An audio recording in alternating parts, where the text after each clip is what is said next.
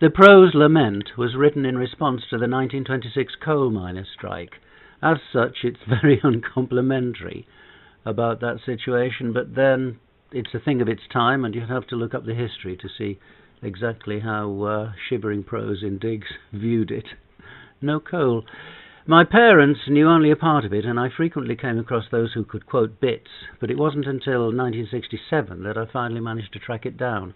While I was in summer season for Izzy Bonnet Ilfracombe, Dudley Downing, who was his father-in-law and company manager, claimed to know the full version, and he kindly recited it onto my tape recorder.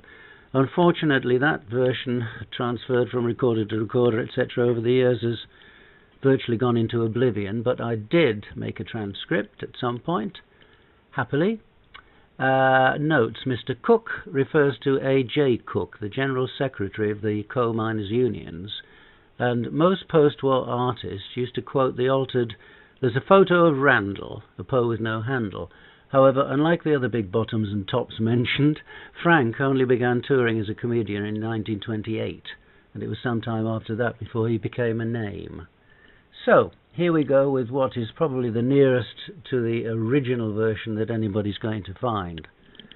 The PRO'S Lament.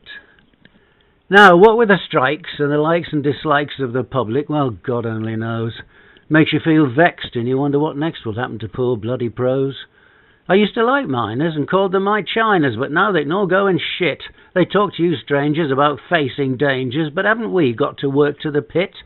I'd like you to know that the life of a pro is more dangers than they ever knew.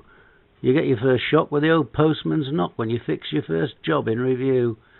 Then life seems all roses, and agents' big noses have no further terrors for you. You've clicked for a job, and your heart gives a throb because you've fixed your first job in review. Well, you get on the train, and you're off once again, but your troubles commence very soon. You've just gone a few yards when some bugger says cards, and you lose your last bob at pontoon. Then you search till you find a nice cosy combine that's furnished with ill-fashioned grace. There's a photo, a candle, a Poe with no handle, and 2 ruptured ducks in a case. The landlady's plump, with 2 chins and a hump, and about her late husband she bleats. She tells you in tears she's been letting for years, and you know that's the truth by the sheets. She's full of self-praise and constantly says, "This is where Florrie Ford always stops. Henry Beckett, Costello, young Ivan Novello, and all the big bottoms and tops." Still, the room's very nice, barring 1 or 2 mice.